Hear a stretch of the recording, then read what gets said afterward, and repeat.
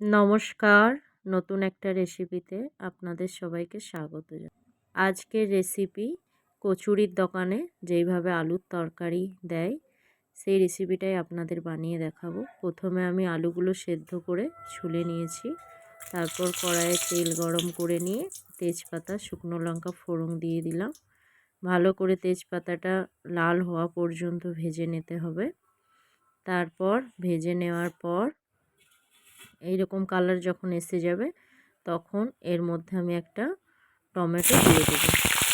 টমেটোটা জাস্ট কিছু সেকেন্ড ভেজে নেওয়ার পর যখন একটু টমেটোটা কালারটা চেঞ্জ হয়ে আসবে তখন আমি এর মধ্যে একটু আদা থেতো করে দিয়ে দেবো।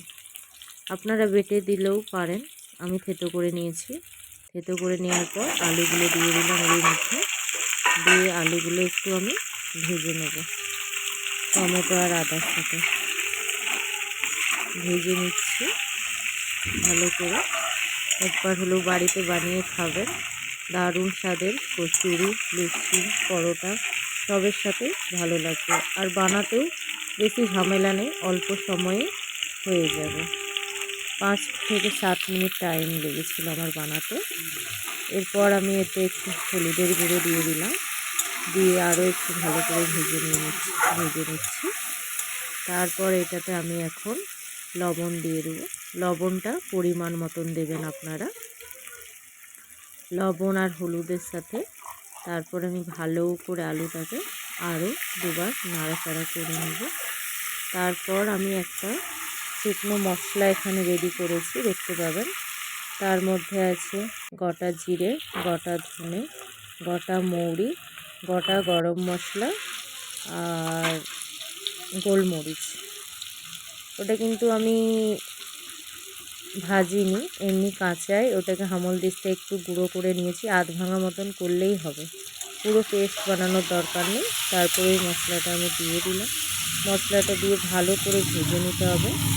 ভেজে নেওয়ার পর দেখতে পাচ্ছেন এইভাবে ভেজে নেবেন মশলাটার সাথে আলুটা ভালো করে।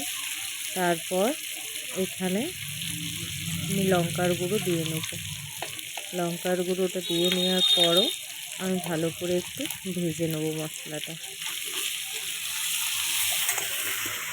গ্যাসের আঁচটা কিন্তু মিডিয়ামে রাখবেন, না জোরে না আস্তে, মিডিয়াম আছে এইভাবে ভেজে নেবেন।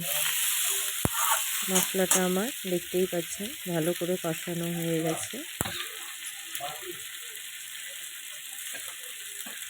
এরপরে এখানে একটু আমি চিনি দিয়ে নিলাম স্বাদের জন্য। একটু মিষ্টি মিষ্টি, খুব বেশি মিষ্টি না, হালকা একটু মিষ্টি মিষ্টি ভাব থাকবে। বাঙালিরা তো সব রান্নাতে একটু চিনি না দিলে হয় না, তাই আমি একটু চিনি দিয়ে নিলাম। তারপরে একবার দুবার ভালো করে নাড়িয়ে নিয়ে এরপর এখানে আমি জল দিয়ে দেব। খুব বেশি জল দেওয়ার দরকার নেই, অল্প জল দিলেই হবে, জাস্ট একটু ফুটে যাবে। তারপরে একটু 2 থেকে 4 মিনিট ফুটিয়ে নিলেই তারপরেই আমাদের তরকারি রেডি হয়ে যাবে। দেখতে থাকুন। ভিডিওটি যদি আপনাদের ভালো লেগে থাকে অবশ্যই বাড়িতে বানিয়ে খাবেন, ট্রাই করবেন, আশা করি আপনাদের ভালো লাগবে। ঝোলটা ফুটে উঠেছে, কালারটা দেখেছেন কত সুন্দর এসেছে। 2 থেকে 4 মিনিট ফুটিয়ে নেব আমি ঝোলটা। ফুটিয়ে নেওয়ার পর আস্তে আস্তে করে এটাকে আলুগুলোকে খুন্তিয়ে করে একটু ভেঙে দিতে হবে, কেন গ্রেভিটা একটু গাঢ় গাঢ় হবে তো তরকারিটা, তবেই ভালো লাগবে খেতে তরকারিটা। খুন্তিয়ে করে আমি আস্তে আস্তে আলুগুলোকে চেপে চেপে একটু ভেঙে নিচ্ছি। এই রেসিপিটা আমি শিখেছি আমার কাকিমার কাছ থেকে। আমি তো খেয়েছিলাম, আমার খুব ভালো লেগেছিল।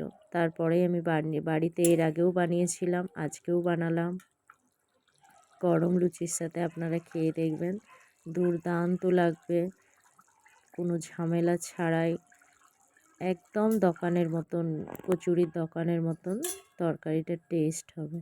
আপনারা চাইলে একটু কস্তুরি মেথি ব্যবহার করতে পারেন, ধনেপাতা ব্যবহার করতে পারেন, কিন্তু আমার কাছে এখন ছিল না, ওই জন্য আমি ওটা স্কিপ করে গেলাম। তরকারির ফাইনাল লুক একদম গাঢ় গাঢ় হয়েছে, দেখতেই পাচ্ছেন। রেসিপিটা যদি ভালো, ভিডিওটাতে একটি লাইক দিয়ে পাশে থাকবেন। নমস্কার, ধন্যবাদ।